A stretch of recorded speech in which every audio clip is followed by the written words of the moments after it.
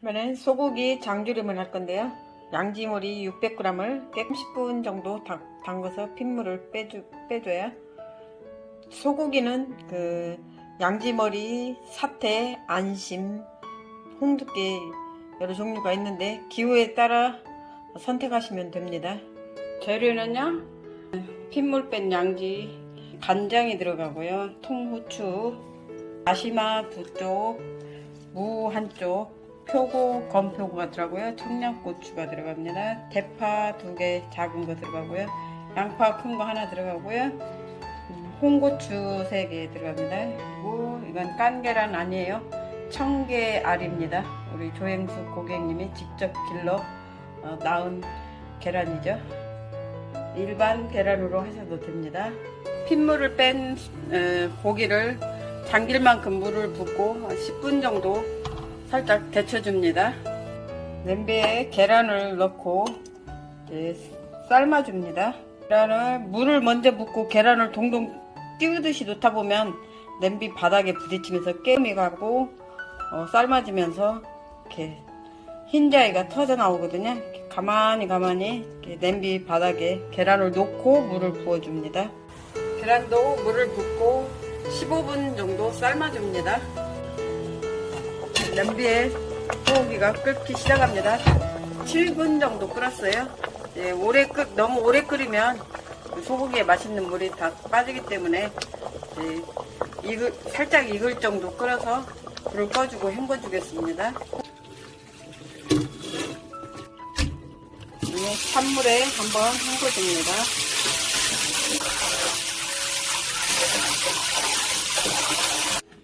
이제 살짝 익은 데쳐진 소고기를 이제 냄비에 넣고 다시 끓여줍니다. 소고기가 익을 수 있을 만큼 물을 부어줍니다. 표고를 넣어주고요. 다시마와 무만 넣고 먼저 끓여줍니다. 다시마, 무, 이 팥뿌리 한꺼번에 이 양파라든가 이런 것들을 한꺼번에 다 넣고 끓이다 보면 이 부재료가 잠길 만큼 물을 붓게 되거든요. 이 부재료가 많이 들어갈수록 맛이 없게 되는 이유가 이 부재료를 많이 넣으면 이 부재료들도 잠길 만큼 물을 붓게 되는데 그러다 보면 한강이 돼요.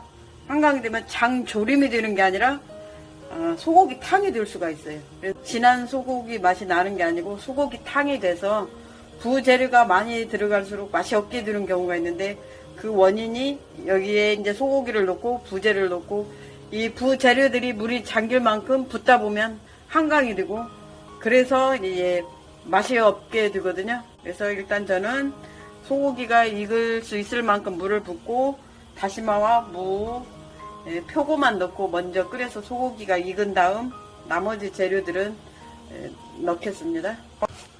물은 1.5L만 넣고 끓이겠습니다. 여기 통후추도 함께 넣어줍니다. 이제 계란이 다 삶아져서 불을 끄고 찬물로 헹궈주겠습니다. 15분 정도 끓었습니다. 다시마를 먼저 건져주고요. 무도 건져줍니다. 팥뿌리도 건져주고요. 표고도 건져줍니다.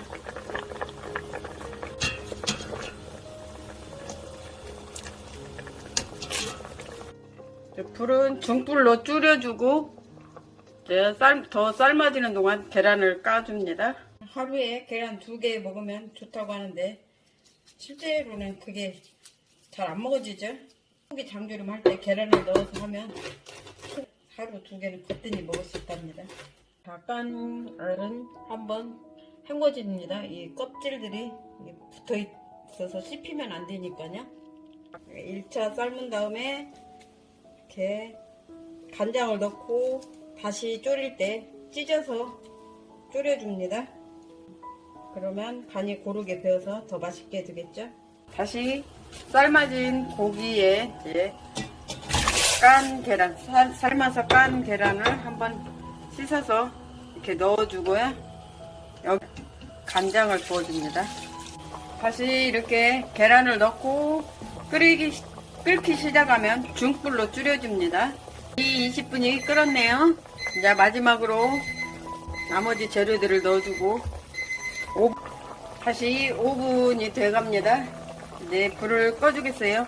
마늘이 너무 오래 삶으면 너무 물컹해지고 이렇게 살짝만 삶아주면 마늘도 먹을 때 그 식감이 괜찮거든요. 5분 이상 삶지 않도록 합니다. 불을 꺼주고 마지막으로 참기름만 1스푼 넣어줍니다. 청양고추를 넣어주면 그 향긋하고 청양고추 특유의 향이 있어서 훨씬 맛있어요. 장조림이 이렇게 완성되었습니다.